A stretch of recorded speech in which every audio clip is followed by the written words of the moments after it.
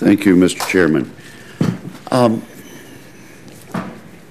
General Dempsey, I believe you stated you had been speaking to your Russian counterpart about Crimea. Is that correct?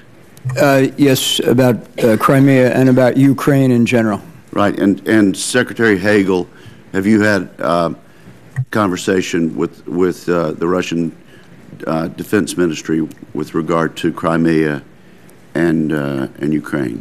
Yes. The Russian position, no one in the world believes it, but the Russian position is that these are not Russian troops which have occupied Crimea. Did either of these gentlemen you spoke to speculate as to who these forces belong to? If they did you ask this question? Who the Russian leadership says these people belong to? I actually did, Senator, and the answer was that they were not regular forces. They were well-trained militia forces responding to threats to ethnic Russians in the Crimea. And well-supplied, no doubt.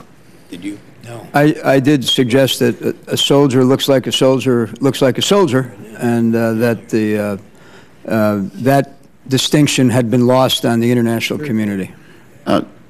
Can you tell us, General, where, based on our best information, where these troops came from? I cannot at this time tell you where the military forces inside of the Crimea came from. I can tell you that we've been tracking other activities in the western and southern military districts. But let me roll back with the intel community and try to get you a better answer than that. And I haven't voted. Okay, and Secretary Hagel, could you enlarge on that at all, or do you need to? No, I think the chairman said it all. Well, why don't you? Okay. Okay, and so it's not that you can't tell us in this setting. It's just right now you just don't know. The second vote is not. Tell us what? Where these troops came from? Were they? You mean the specific Russian divisions that? Yes. Well, you got the gavel. I don't know the specific areas where exactly they came from. I mean, we can give you some intelligence. While the international community is watching, Secretary Hagel, what, other than just absolute logic, what evidence can you give to this committee and to the general listening public that these are in fact Russian troops? What logic can I give? No, other than logic. Well, I'm not contesting that. I'm not suggesting otherwise. It is the Russians that are contesting it, and I would like for you to tell for the record what information we have as a United States military and as a DOD that contradicts the Russian position on this. Well, we can get that information for you. I mean it's pretty clear that they're Russian troops. I think it's clear, but General Dempsey, what evidence do we have? We don't have any evidence as yet. I think evidence that could likely become available over time. But I will tell you that if you're asking, my military judgment is that these are soldiers who have been taken out of their traditional uniforms, repurposed for placement in the Crimea as a militia force. But my judgment is they are soldiers. But chapter and verse then, from both of you, we're not quite ready to cite chapter and verse how we know this for a fact, are we? That's correct. Okay.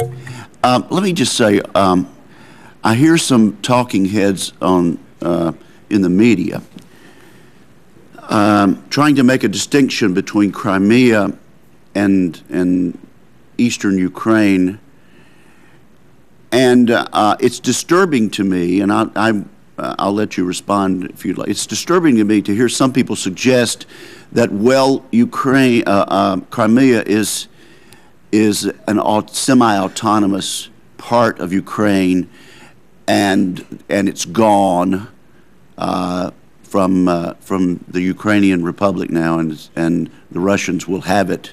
I think that's an unacceptable position for the United States to take. Do you agree, General Dempsey? I do. The 1994 Budapest Agreement, when the Ukraine turned over its nuclear weapons, guaranteed its sovereignty, and as part of that, the territorial integrity included the Crimea. So I don't find any ambiguity at all about that.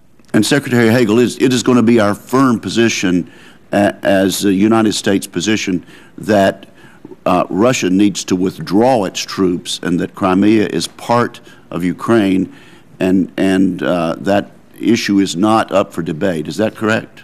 Well, as you know, Russia has a basing rights agreement with Ukraine in Crimea.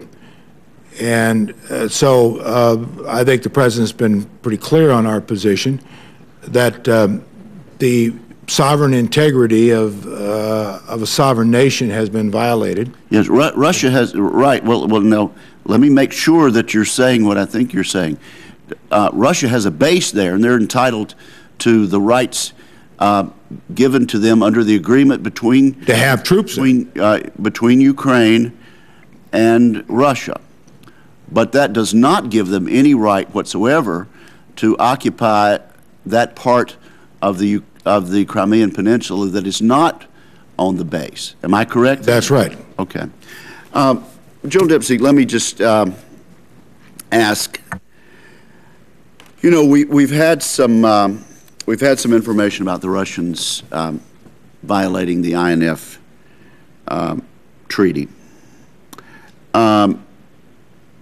You weren't chairman in 2010, but if you had been aware of any potential Russian violations of the INF treaty during Senate consideration of New START, you would have recommended that that information be briefed to the Senate, would you not? Yeah, I mean, I think I would have probably made a recommendation that it be briefed in a closed, classified setting because the sources and methods of intelligence are fairly significant. But I certainly would have recommended that all available information be made available to you, the decision makers. And when did you become aware of this violation? Well, I'm aware of the allegation of a violation, and I'm aware that the report will actually be submitted next month. So I haven't seen the report as yet. All right. Thank you, sir, and thank both of you for your service.